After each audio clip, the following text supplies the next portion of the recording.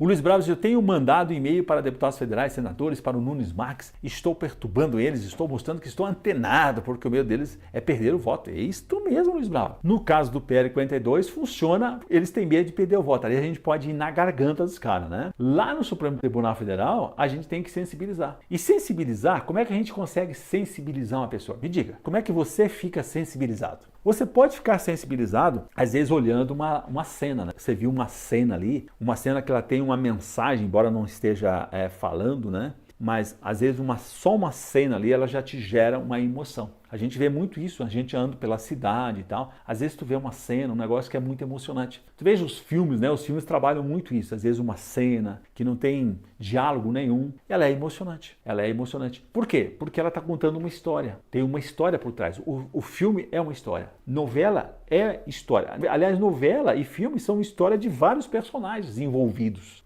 Sempre tem um teor de drama, sempre as histórias nos emocionam no sentido de alguma questão que nos lembra, alguma questão que a gente viveu, então se conecta com a gente, sempre puxa assim uma emoção. E também nos emociona no sentido de dar alegria, né? A gente dá risada, a gente se alegra, se diverte. Por isso que tem o drama, depois tem a comédia, às vezes tem uma mistura. Você lembra que os pais contavam história antigamente, né? Hoje em dia, né? Mas os pais antigamente contavam histórias para os filhos, né? Os avós contavam história para os netos. A gente lê um gibi, lê um livro, o que é? São histórias. Então a forma da gente sensibilizar o Nunes Marques não é com palavras desrespeitosas, não é batendo na porta lá dele, sabe? Porque na porta disso aí é coisa corriqueira, é coisa comum, é cotidiana. Nos tribunais, os advogados ir lá bater na porta e tentar sensibilizar, tentar que o processo dele tenha uma preferência, esse negócio todo, isso aí é comum, é normal. Agora, uma coisa que vai sensibilizar o Nunes Marques são as histórias dos vigilantes, dos guerreiros, das guerreiras que estão por trás dos processos que vão ser afetados pelo julgamento do tema 1209.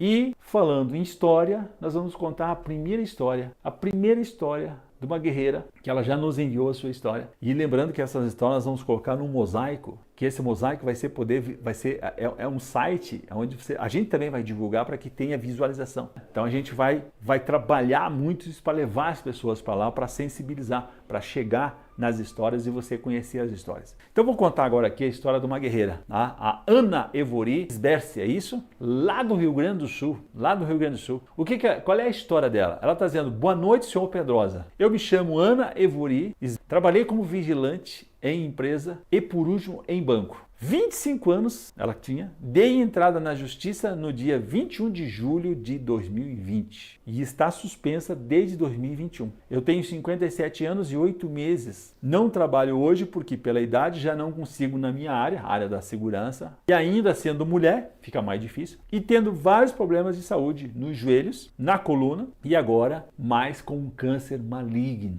Olha a realidade dela. Senhor Pedrosa, estou esperando esse tema 1209 desde então. Trabalhei até 2018, em junho, e de lá em diante, até janeiro deste ano, paguei o INSS em janeiro, dei entrada no auxílio-doença, por doença degenerativa nos joelhos e na coluna. E estou recebendo o auxílio até agora, em agosto, e agora cometida por câncer, e eu estou arrasada, porque trabalhei uma vida toda, para no fim de tudo, talvez eu nem receba a minha aposentadoria, pelo pouco caso das nossas autoridades. Ajude-nos, por favor, senhor Pedrosa. Serei sempre grata. Falei com um advogado no qual eu dei entrada na justiça e ele me disse que não tem o que fazer. E que eu encaminhasse o laudo do oncologista sobre o câncer para anexar no processo, mas já me orientou que só ajudaria a acelerar o processo quando o tema 1209 fosse votado. Muito obrigado pelo seu apoio. E ela é de Vespasiano Correia, aí no Rio Grande do Sul. Olha que história com todos os detalhes que é a realidade dos vigilantes. Você se conectou com essa história? Você se identificou com essa história? É uma história, mas ela tem a capacidade de conectar várias histórias. História de guerreiros e guerreiras que têm pontos comuns. Primeiro, a idade. Então, por causa da idade, não consegue mais retornar às empresas, porque as empresas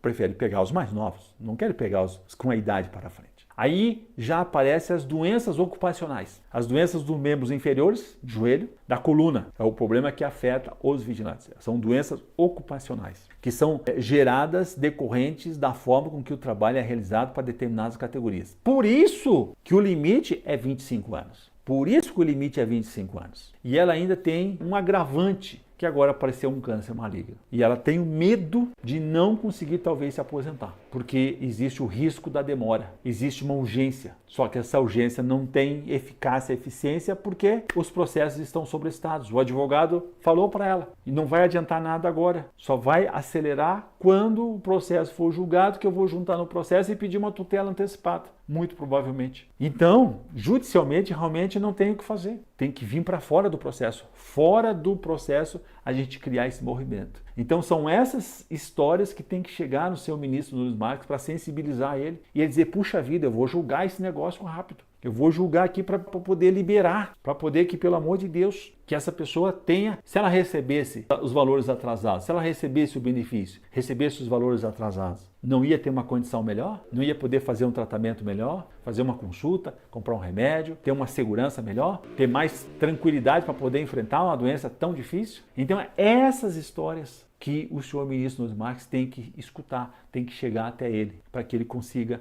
realmente cumprir o seu papel de entregar a justiça rápido. Então conte a sua história. Conte a sua história aqui que a gente vai reproduzir ela, tá, nos diversos canais, para que ela realmente tenha uma ressonância. E a gente vai colocar ela lá no site especial, lá no mosaico das histórias dos vigilantes que estão por trás do tema do 19. Maravilha? Muito grato pela sua participação, tá? Muito grato pela sua história. Muito grato mesmo. Gratidão aí pela sua contribuição. Maravilha?